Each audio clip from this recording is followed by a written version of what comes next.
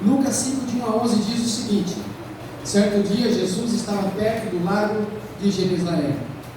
Como conhecemos, Mar da Galileia ou Lago de Tiberíades, e uma multidão o comprimia de todos os lados para ouvir a palavra de Deus.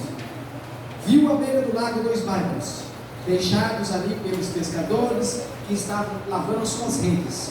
Isso pela manhã. Entrou num dos barcos que pertencia a Simão e pediu que ele o afastasse um pouco da praia. Então, sentou-se e no barco ensinava as pessoas. Tendo acabado de falar, disse a Simão: vá para onde as águas são mais fundas, são mais profundas. Lancem as redes para a pesca. Simão respondeu: mestre, esforçamos toda a noite inteira e não pegamos nada. Mas porque és tu quem está dizendo isto, vou lançar as redes. Quando o fizeram, pegaram tal quantidade de peixe que as redes começaram a romper-se. Então fizeram sinais aos seus companheiros no outro barco que estavam próximo, para que viessem, para que pudessem ajudá-los.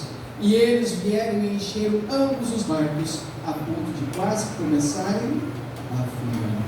Quando Simão Pedro viu isso, prostrou-se aos pés de Jesus e disse: afasta-te de mim, Senhor, porque sou um homem pecador. Pois ele e todos os seus companheiros estavam perplexos com a pesca que haviam feito, como também Tiago e João, os filhos de Zebedeu, sócios de Simão. Então Jesus disse a Simão: não tenha medo, e de agora em diante os farei pescadores de homens.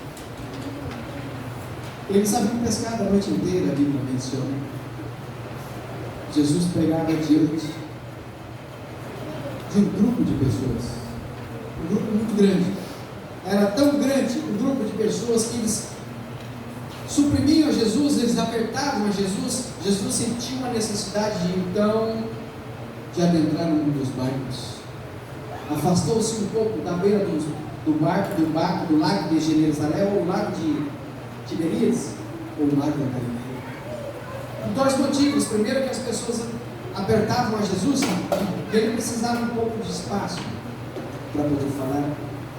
Em alguns momentos, quando Jesus se afastava do mar, o eco da voz de Jesus reverberava nas águas, e as pessoas tinham um pouco mais de ouvido para poder falar. O eco da voz era um pouco mais forte. Mas aqui também menciona que quando Jesus mandou lançar a rede, eles lançaram. A Bíblia está dizendo que a rede começou a romper-se. Somente os que estavam no barco não era suficiente para tirar a rede do mar e colocar os peixes dentro do barco. Clamaram para os amigos do lago. Olha que interessante. Eram amigos, mas estavam em barcos separados. Jesus estava em um dos barcos, e justamente no barco das quais Jesus estava, era o Rei do Universo. Então eles pescaram de uma forma diferente.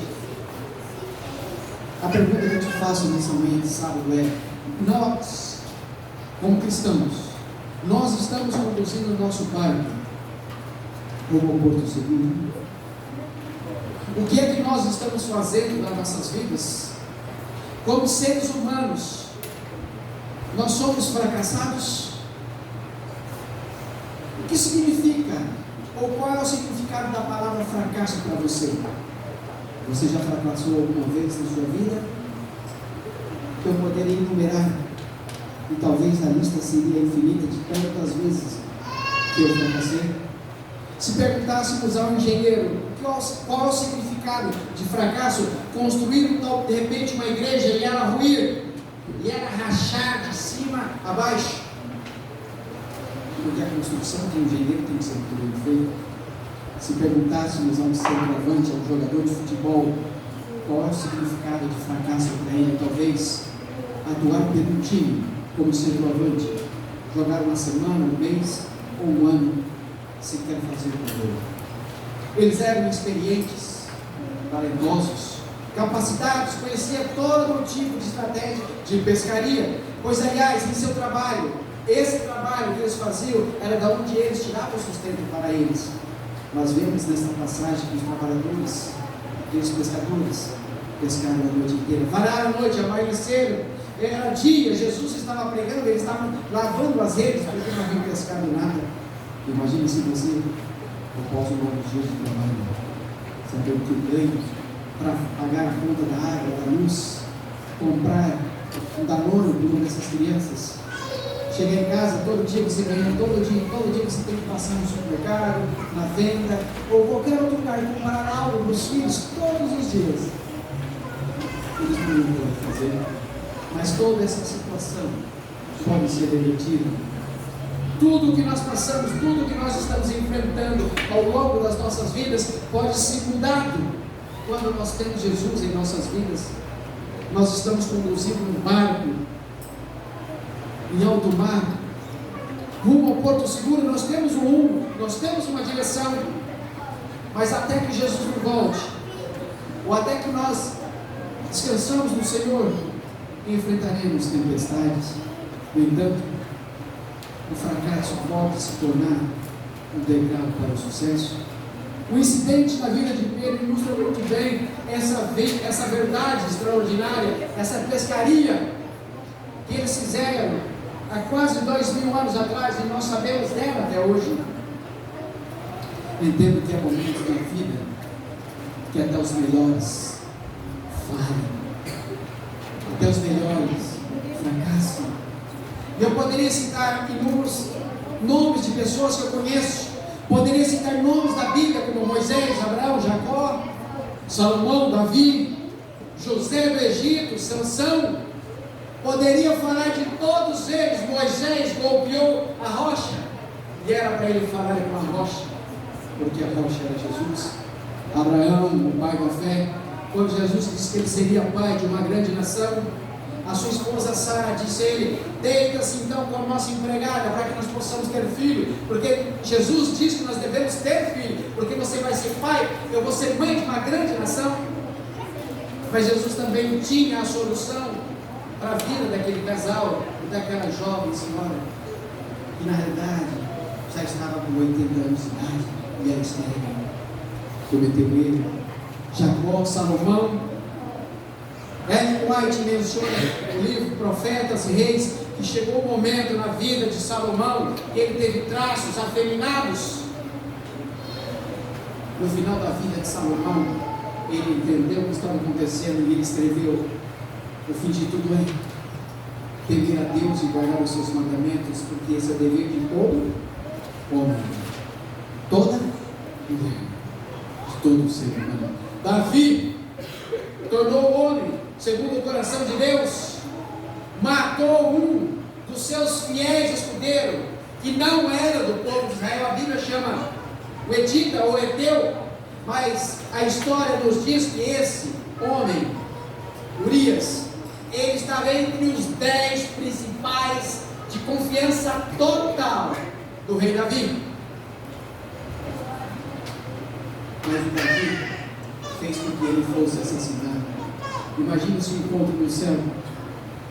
José do Egito, ele falhou, talvez como jovem ainda, quando seus irmãos tinham inveja dele pela túnica que ele vestia, que na época eram pouquíssimas as pessoas que poderiam vestir uma túnica como essa, mas se tornou governador do Egito. Sansão, um homem que tinha poderes, ele poderia fazer o que ele quisesse, se assim o desejasse. Quando ele quis tirar aquela corda das muralhas da cidade que tentaram prender, ele simplesmente colocou a mão para fazer a força. Talvez Sansão não soubesse a força exata que ele tinha, mas o que ele pensava em fazer era Deus que fazia por ele. As forças não estavam no cabelo dele, era simbólico. Era nazireu, não poderia cortar o cabelo assim. Foi a visão que teve: a sua mãe nunca pode beber bebida forte, nunca poderá cortar o cabelo. Mas não era isso, a força não era ele, era Deus. O que ele pensava, ele conseguia. No dia seguinte, a Bíblia menciona, Lucas 5, de 1 a 11, os discípulos lavaram as redes, sentindo-se cansados, desanimados. Naquele momento, Jesus aproximou-se e disse: Pedro, eu gostaria de usar o seu barco para pregar. Quem sabe, bravos pelo fracasso de não pescarem nada, E agora vem esse suposto Jesus e pede para usar o barco deles. Estavam tristes daquele querido Simão deixou Jesus entrar no barco e levou um pouco mais para longe das margens, onde Jesus pudesse falar para aquela multidão na praia. Jesus estava ali, e esse mar, e esse lago, o lago de Genezaré, ou o mar da Galileia, ele tem aproximadamente 22 quilômetros de comprimento, aproximadamente a 100 quilômetros de Jerusalém, 213 metros abaixo do mar Mediterrâneo, 45 metros de profundidade. Após terminar a sua mensagem, Jesus então disse aos discípulos, a Bíblia fala, vamos pescar, vamos para águas mais profundas. Também disse aos outros, lancem as redes para esta pesca. O que essa história nos ensina? Que nós possamos, o que nós podemos extrair e aplicar para a nossa vida? Jesus nunca realiza um milagre sem um propósito. Ele sempre utilizou os milagres para ilustrar princípios, incidentes, revela-nos o que fazer quando o nosso melhor não é o suficiente. Há momentos em que você dá o melhor de si e ainda fica longe do alvo, às vezes, quando jovem ainda a gente estuda, porque precisamos tirar um 10, se não tirar um 10 eu vou repetir de ano, eu estudo e simplesmente tiro uma nota 3. A parte mais importante, mais interessante do episódio é a comparação entre as duas pescarias. Os discípulos haviam trabalhado a noite inteira sem apanhar nada, não pegaram nada, estavam tristes, decepcionados, sentindo-se fracassados. Mais tarde, porém, eles pescaram por 10 minutos e pegaram tanto como nunca haviam feito em toda a sua vida. De fato, há 3 diferenças, e eu quero relatar essas 3 diferenças rapidamente. Lucas 5, versículo 3: queira a presença de Jesus na sua vida. A presença de Cristo faz uma grande diferença. Desta vez, os discípulos não estavam pescando sozinhos. Agora Jesus estava com eles. Em outras palavras, Jesus precisa estar no barco que você está conduzindo. Segundo, Jesus precisa estar na sua vida, na sua casa, no seu trabalho, na sua hora de lazer. Na vida de Simão, o barco representa a sua subsistência. Deus tem acesso ao seu trabalho, assim como teve acesso ao trabalho daqueles pescadores. Deus tem acesso ao seu negócio. Você está à disposição para que Deus possa usá-lo. Quando Jesus está no barco, sua presença elimina o medo, o fracasso e reduz preocupações com os resultados. Segundo, de 3, obedeça os planos de Deus. Lucas 5, versículo 4. Quando os discípulos foram pela segunda vez pescados sobre a direção de Cristo, antes estavam só. Antes eles eram simples pescadores, não eram apóstolos. Se Cristo está dirigindo sua vida, não há como fracassar, porque Deus não patrocina fracassos. Nas redes sociais, pelo Facebook, muitas das vezes as pessoas, se você crê que hoje Jesus vai fazer um milagre na sua vida, se você crê que Jesus hoje vai derramar bênçãos sem medida sobre você, hoje você vai sonhar com a sua casa, o seu carro. Jesus nos deu sabedoria, inteligência, saúde, para que eu possa, ao longo da minha vida, me preparar, me qualificar para chegar onde eu posso chegar. Mas tendo Jesus como base na minha vida, eu não posso simplesmente do nada, sem me esforçar, sem estudar, sem me preparar, sem me qualificar, ter a casa que o irmão tem, porque ele estudou, se preparou, se qualificou para aquilo. Eu não posso ter o mesmo carro que ele tem sem dar um passo para frente. Às vezes eu quero ser usado, às vezes eu preciso que uma pessoa me empurre a vida inteira, porque se ela parar de me empurrar, eu paro aqui, fico estagnado. E quando eu paro, depois de muitos anos sendo empurrado, eu ainda critico a pessoa que me ajudou. Em outros casos, algumas pessoas precisam de um simples empurrãozinho para que ela possa caminhar com suas pernas por toda a vida. Quando Jesus está no barco, a diferença muda completamente. Obedeça os planos de Deus. Se Deus está na sua vida, então não há como fracassar. Quando Deus trabalha em nossa vida, sempre há um risco envolvido, porque Deus quer que vivamos o quê? Pela fé. Não é assim que a Bíblia diz? O justo pela fé o quê? Viverá. Terceiro, a bênção que Deus tem não é apenas para você, será compartilhado com outras pessoas. Lucas 5, versículo 7.